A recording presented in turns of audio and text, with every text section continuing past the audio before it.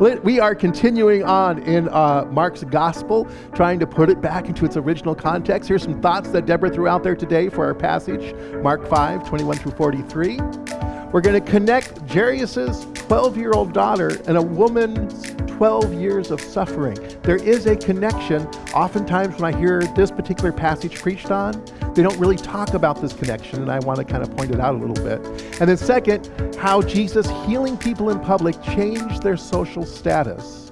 And that really relates to this particular chapter, because I want to point out again, we are in Mark chapter 5. Kind of the overall theme of Mark chapter 5 is being unclean. First, Jesus goes to a Gentile area. He heals a man who has unclean spirits in him. May have been two men according to some of the other Gospels. Right now he has returned to the non-Gentile area, and we see more unclean individuals. And we'll take a look at that. Jesus crossed over into Gentile territory. He heals a man with unclean spirits. Now he's going to heal two other unclean people. What we actually have are two stories that are interwoven. We have Jairus' daughter. We have sort of the beginning part of that. There's an interruption, the woman with the hemorrhage, and then we finish up with Jairus' daughter. I just want to point out to you again that when we have a structure like this kind of A interrupted by B and then back to A, when we have a story that's put into this kind of structure, two stories woven together like this, it's the middle part that's the most important. The middle part gets the emphasis. The middle part is the one that sort of gives you the key to understand these. And I kind of compare that to a pastrami sandwich, right? Nobody was ever like, oh my gosh, the bread. No, everybody's like the pastrami, woo, right? It's the middle part. It's the stuff in the middle that's important, all right? We don't really remember the bread. We remember if the pastrami is good or bad. But anybody who doesn't eat pastrami on rye is a heretic, and that's according to the book of Second Hesitations. Have you not read Second Hesitations? All my best stuff's from there. So anyway, the middle section is the key section. So when we look at this, it's going to be the woman with the hemorrhage. She's going to help us understand all of this. So just kind of remember that as we go through this. Let me read through the passage. Here we go. When Jesus had crossed again in the boat to the other side, a great crowd gathered around him, and he was by the sea. Then one of the leaders of the synagogue named Jairus came, and when he saw him, fell at his feet and pleaded with him repeatedly, "My little daughter is at the point of death. Come and lay your hands on her so that she may be made well and live." So he went with her. And a large crowd followed him and pressed in on him. Now there was a woman who had been suffering from a flow of blood for 12 years. She had endured much under many physicians and had spent all that she had, and she was no better but grew worse. She had heard about Jesus and came up behind him in the crowd and touched his cloak. For she said, "If I but touch his cloak, I will be made well." Immediately her flow of blood stopped, and she felt in her body that she was healed of her disease. Immediately aware that power had gone out forth from him, Jesus turned about in the crowd and said, "Who touched my cloak?" And his disciples said to him, "You see the crowd pressing in on you. How can you say, 'Who touched me?'" He looked all around to see who had done it. But the woman, knowing what had happened to her, came in fear and trembling, fell down before him, and told him the whole truth. He said to her, "Daughter, your faith has made you well. Go in peace and be healed of your disease." While he was still speaking, some came from the synagogue leader's house to say, "Your daughter is dead. Why trouble the teacher any further?" But overhearing what they said, Jesus said to the synagogue leader, "Do not be afraid, only believe." He allowed no one to follow him except Peter, James, and John, the brother of James. When they came to the synagogue leader's house, he saw a commotion, people weeping and wailing loudly. When he had entered, he said to them, "Why do you make a commotion and weep? The child is not dead, but sleeping." And they laughed at him. Then he put them all outside and took the child's father and mother and those who were with him and went in where the child was. Taking her by the hand, he said to her, "Talitha kum," which means, "Little girl, get up." And immediately the girl stood up and began to walk about. She was 12 years of age. At this, they were overcome with amazement. He strictly ordered them that no one should know this and told them to give her something to eat. So with the daughter, right, Jesus has returned to the Jewish territory. A leader of the synagogue, which is kind of unusual, isn't it? Because he was seen previously in opposition with all the religious leaders, and yet a religious leader comes to him. They do recognize him as a healer. A leader of the synagogue comes because Jesus is a well-known healer, and he asks him to come and heal his daughter. On his way, a woman touches him. Now, because of this woman's continual bleeding, she would have been considered a menstruating woman and unclean. According to the Jewish laws of holiness, cleanliness, and uncleanliness, a woman was considered unclean until she had stopped menstruating for a period of 7 days. And she would have to go through certain rituals to purify herself. And during that time, nobody was allowed to touch her. She wasn't allowed to have sex. None of that was allowed because she was unclean. And so because this woman had this continual bleeding going on, she would have been continually unclean. In the Old Testament days, they apparently made the women leave the house and go sit outside the city gate. That's how unclean they were. They're like, oh, let's get these people out of here. Right?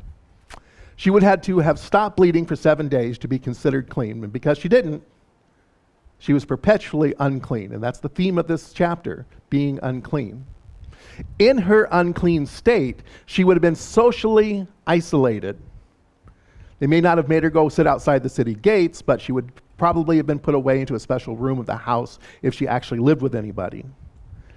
Right? They would have put her off into a room and nobody was allowed to touch her. You couldn't touch the things that she touched because this uncleanliness was passed on through physical touch. And so she would have been socially isolated. If the bleeding started before she was married, let's say this started before she had managed to find a husband, she wouldn't have been allowed to be married. They would have said, no, you can't do this. We can't marry you because you're unclean. Okay? If it started after she was married, she wouldn't be allowed to have sex with her husband, which the husband could then divorce her. It would have been legitimate grounds for divorce. So we don't know exactly what this woman's status was. Was she never married? Was she married? Was she divorced? What happened to her? What we do know is that whatever finances she had used them all trying to cure this condition. Now, being out in the crowd, she's already violating Jewish law. Because, one, she's kind of left her isolation, but two, anybody, and as this kind of passage tells you, they're all pushing and jostling, trying to be around Jesus. So quite a few people touched her. She probably touched quite a few people, which means that they all became unclean. If they had known that they had been touched by her, the crowd would have turned against her. They probably would have punished her for making them all unclean. That's why when Jesus asked who touched me, she was afraid. She was afraid because here's this itinerant rabbi, this holy person, this healer, and she touched him, and according to the law, she would have made Jesus unclean. And what she's fearful about is how he will react to this. Will he take the healing away? Will he curse her further? What's going to go on? Because she's definitely broken the law. Why did Jesus ask who touched him? And I've heard a lot of different things.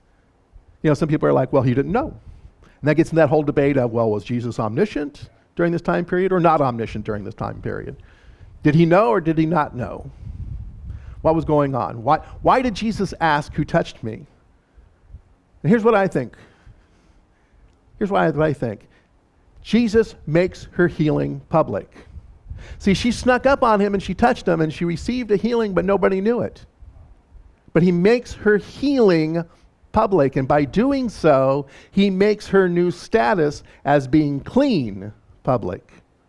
She had been socially isolated for a long time. She had been looked down upon. She was called unclean. And now he's making a change. She's clean. She's been healed. He makes her new status of not only being cleaned and healed public, but he remarks that she is a woman of great faith. It's your faith that has healed you.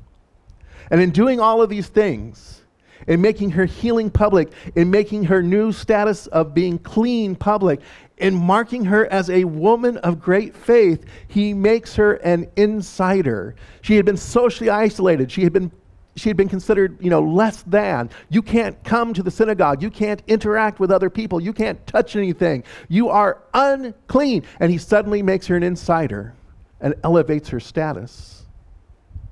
Not only are you clean, but you are a woman of great faith. He changes her status of who she is and elevates her.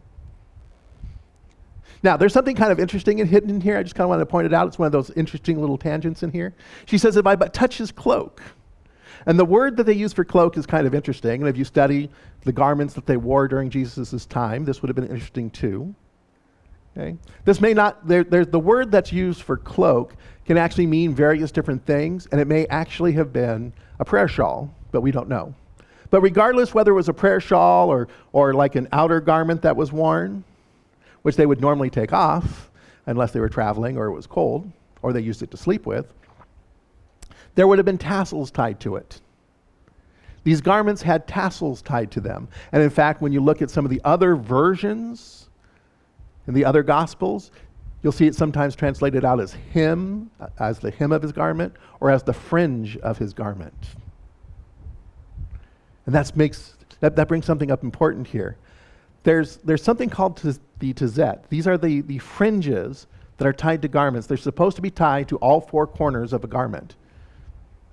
I was at Knott's Berry Farm about, 6 months ago, and it was the middle of the week, and there was a large school for Jewish kids there. And it must have been a very traditional school because all the kids on the shirt that they were wearing had these tassels hanging down, 4 of them.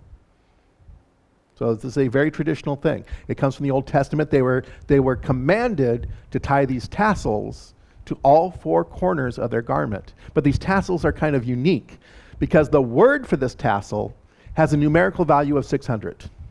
If you remember that the Jewish people, they use the alphabet for numbers as well, just like the Romans, right? Their alphabet doubled for numbers. So Jewish people, their alphabet doubles for numbers. The word for tassel is worth 600. And then they would take this and they would have 8 threads and tie 5 knots. So what you get, the total numerical value here now is 613. Does that number sound familiar, 613? 613. Come on, somebody. That's how many Old Testament laws there are in the Torah.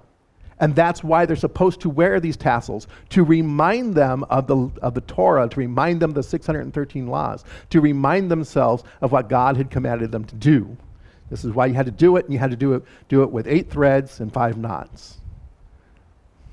The number is the number of commands in the Torah, but there was always one blue thread. And it's kind of interesting because for quite a long period, they were wearing tassels without this blue thread because they couldn't find the particular dye that they were supposed to use. The dye they're supposed to use is commanded. It took an archaeologist and a rabbi to work it out, to figure out which particular kind of insect animal thing that this dye came from. They finally were able to identify it, and now they're starting to wear the blue threads again. So there's a little intersection with archaeology there for you. But they wore one blue thread because the priest wore blue. And this ties back in to what God said about them. Okay, the tizit reminded people of the laws. They reminded people of being chosen as a priesthood. Okay, Exodus 19:6. And you shall be to me a kingdom of priests and a holy nation. These are the words that you shall speak to the sons of Israel. They're chosen as priests in a holy nation. The 613 laws were the laws of holiness. How to be different. How not to be like the people of Egypt that they left or like the people of Canaan where they were going to go. They were holy, they were separate. But they were also priests. That's what the blue thread is for. You are priest. You're to serve. I chose you to be priest. And so the mention of this woman touching his hem would have cued the original audience, that would have reminded them that God had chosen them, that these were a chosen people. Now, here's an interesting question for you.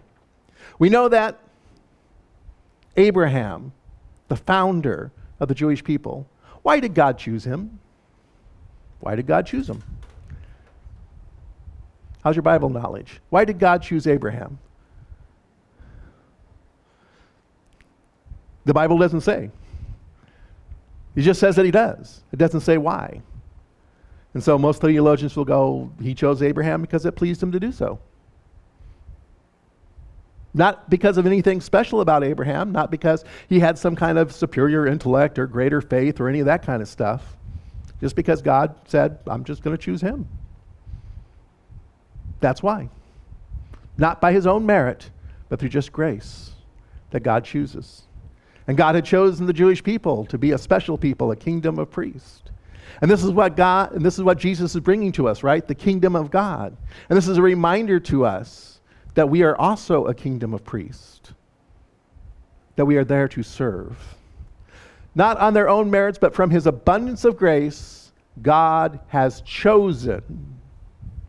And God has chosen all of humanity. Not because of anything you did, not because of your special status as clean. You're not discluded because you're unclean. He just simply chooses all of humanity because it pleases him to do so. That's the doctrine of grace. Is that not a great doctrine? That's one I can get behind. I'm like, that one makes sense to me. What about the daughter? Well, when Jesus arrives, the daughter is dead. Jesus goes in to heal her by touching her, because he does. And in fact, in one of the gospel stories, it says that he lays across her. He would have made himself unclean. Dead bodies are unclean. This woman is unclean. This girl is now unclean. They're both unclean. And what does Jesus do? He raises her from the dead. He raises her up from the dead. And then he says to them, well, give her some food. Why give her some food? To prove that she's not just a ghost. She's not a spirit. In fact, when Jesus is resurrected, he takes food and eats it to prove that he's not a spirit, just some ghost wandering around. That he has a physical body that's living. So they give her some food to prove that she isn't a spirit. And it is a great miracle. And oftentimes when we teach this passage, we talk about that. Oh, what an amazing miracle. Jesus has raised her from the dead. He has the power of life and death, and that is true. But let's take it even further. More than just it's a great miracle, more than just that he has the power of life and death. There's more to it. Why did Mark mention that this girl is 12 years old? See, when something like that hits me, I'm like, how does that function in this story? I don't understand. Why mention she's 12 years old? That just seems kind of like a random fact. Who cares how old she was? She was raised from the dead. Woo! But it has a point. Because her age pairs her with the woman with the hemorrhage. How long had the woman been hemorrhaging? 12 years. How old was the child? 12 years. And so it creates kind of this mirrored pair. Because 12 years ago, the woman's life ended. She became unclean. She became a social outcast. 12 years ago, this young girl's life began. On the day that Jesus healed them, this woman's new life began. And on the day that he raised her from the dead, her new life began. And so what we're seeing here is that the woman had been bleeding for 12 years, right? They were both unclean. They both received their lives back. This woman with the hemorrhage received her life back. From social outcast, from unclean to clean, and a woman of great faith. And this little girl who had died is raised back to life. They both get their life back on this day. It's a reversal of the oppressive use of the law. I talked about this before. Unfortunately, the religious leaders began using the laws of holiness, the holiness code, to oppress people. You're unclean, so out you go. You're not worthy. You can't come in. You can't be here. You work with animals. You work with leather. You can't come into the synagogue. And they began to kick people out. All these sort of classes of unclean people. And they use it as a way to discriminate. Oh, none of the Gentiles can come anywhere near us because they're all unclean. It became a form of racism as well. And so it's this oppressive use of the law that suddenly gets reversed. And as I pointed out last week, when something unclean comes in contact with Jesus, he doesn't get defiled, he simply cleans them. I think oftentimes, and this is kind of the worst thing, is that we keep people out of our churches because they're like, oh, they're too dirty. Keep them away. And yet, when they step in, God cleans them. If they come near to God, God cleans them. That's just the way that it is. I heard a story from an old school pastor. When I met him, he was probably in his mid-80s, had served as a pastor for many, many years. And he said the worst tragedy that he can ever remember within a church that he pastored was the children's Sunday school bus issue. Anybody remember when churches used to send buses around to the neighborhoods and parents would put their kids on, right? You know, go to Sunday school, go to Sunday school. Yeah, we're not going to church. You're going to Sunday school though, right? You know, all these kids would show up off these buses and come in. And apparently, you know, this old school pastor, he said what happened was, you know, these kids would all come in and they'd flood into the sanctuary and they'd touch things with their grubby little hands.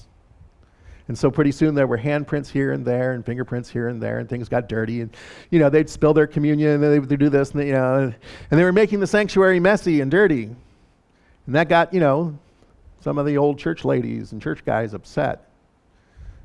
Imagine that, got them upset. And so they said, no more Bible bus. No more no more bussing kids in. Look what they're doing to the sanctuary. And they put the cleanliness of the walls over the salvation of the children. He said that was the greatest tragedy. And that's kind of the oppressive use, right? Oh, they're disrespecting the sanctuary. No, they're not. They're just making walls dirty. Okay, here's a bucket, here's a sponge, here's some cleaner, go to it. Or here's a gallon of paint, we can fix this. This is not an issue. But it was for them because they were dirty. So having heard this story, how are we going to live this out? What do I want you to walk away with this? What do I want you to know? Well, previously Jesus had reached out into the unclean Gentile world. Now he cleans the unclean in the Jewish area. Guess what? Whether you're the chosen people or not the chosen people, you're all unclean. We all suffer from this. We've all violated the holiness code. We've done it over and over again. So everybody take a deep breath. Thank God the holiness code doesn't apply to us anymore. Gone. Jesus said it's gone. Peter reinforced it. Yeah, all those laws that we thought were important, not important. Gone. Paul reinforced that as well, right? We're not under the works of the law anymore. It's gone. So we don't have to worry about being too dirty that we're going to offend God. And even if we were dirty, God would, just stepping into God's presence, he cleans us. So why are we so obsessed with the holiness code today? I don't understand. I hear some of my lawmakers up in Washington, D.C. trying to enforce the holiness code back on us. I'm like, why are you doing that? Jesus got rid of it. Paul reinforced that. Peter reinforced that. We got rid of it. Why are we doing this? Because it creates insiders and outsiders, the special ones and the not special ones. I get to be better than you because I'm clean and holy. You know who else is clean and holy? The drug addict on the street. That God says, I choose you. I've chosen all of humanity. You're not unclean in my sight. Jesus brings us life, literally and figuratively. In one, he returns the life of the woman who had hemorrhage for 12 years, and the other, he returns the life of the 12-year-old girl who had died. Both literally and figuratively, we receive life. You think you're too dirty and you're messed up and Jesus can't fix me? Yeah, he can. Yeah, he can. You're going to pass through the valley of the shadow of death. All of us are going to die at some point. And yet we are promised, as Jesus said, I am the resurrection and the life. Both literally and figuratively, Jesus gives us back life. I just got to stop and marvel at that for a second. Jesus just gives us back life, literally and figuratively.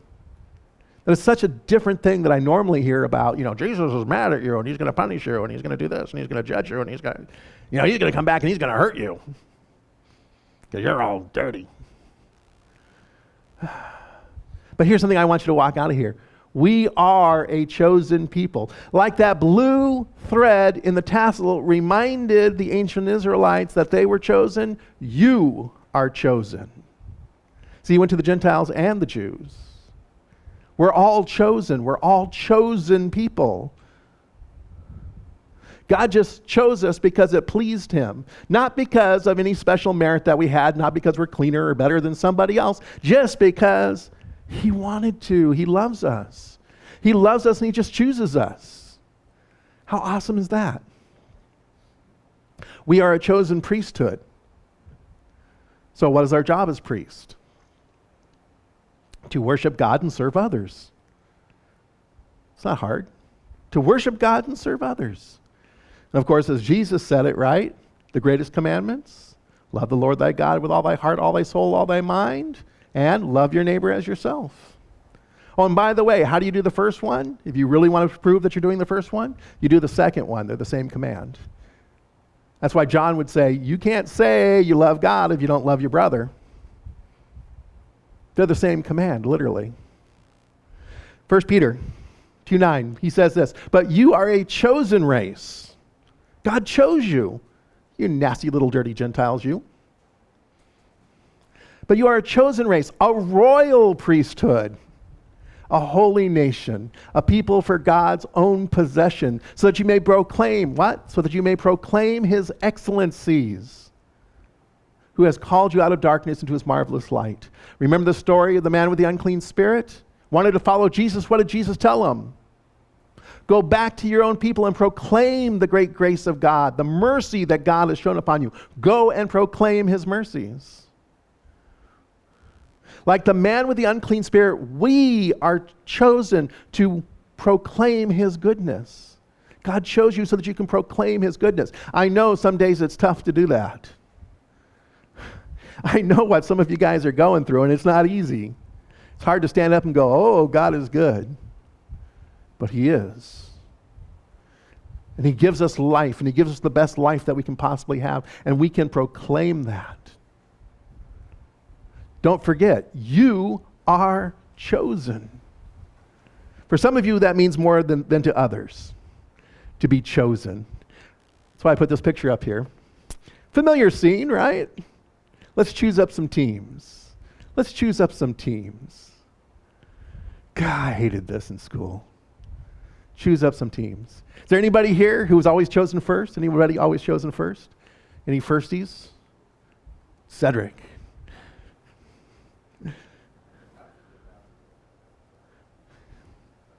Matt was chosen first too. We got some people always chosen first. People chosen in the middle somewhere? It's not as good to be chosen in the middle, right?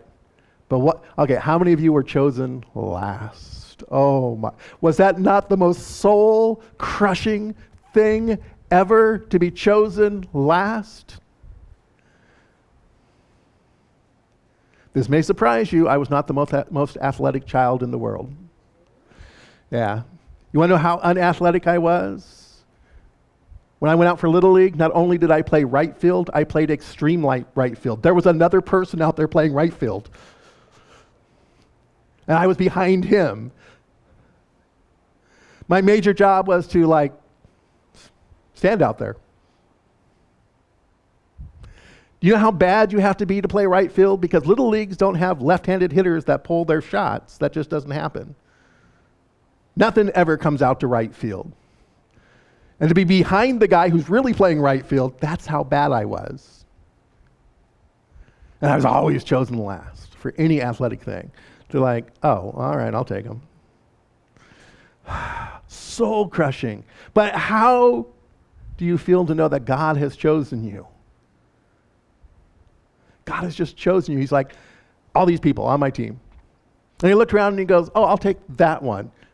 This one's no good, they're unclean, I'll take them. What about that one over there? They're like this nasty and righteous. I'll take them. What about this one over here? Yeah, they're looking really bad. God has this whole weird habit throughout the history that's recorded in the Bible of, you like that one? I don't. I don't look at the outside. I look at the inside. I'll take this one, the youngest one, the one that you're not supposed to pick. Oh, I'll take this liar over here. I'll take this drunkard over there. And he just keeps picking people that nobody would pick. If we were a baseball team, we'd be terrible. And yet he chooses us. What a great message that is. You are chosen of God as a royal priesthood.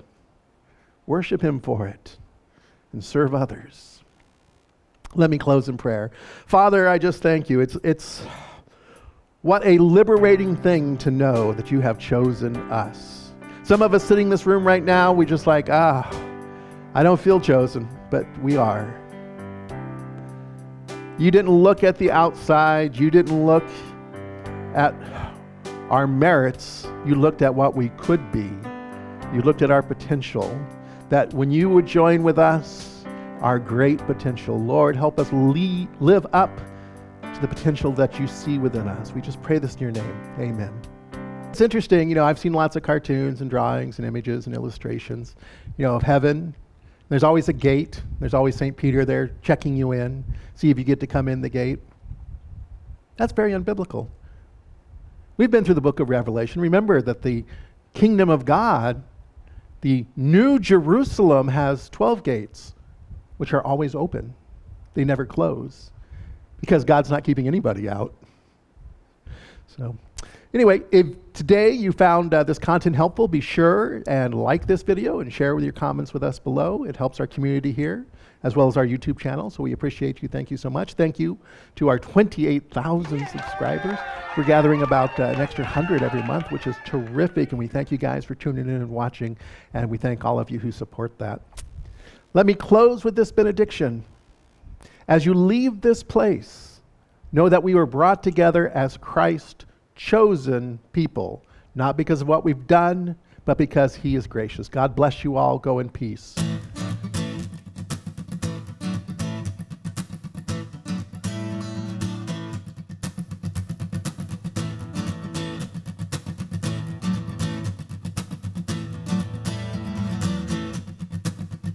We are one in Christ, we are one in God, we are one in unity.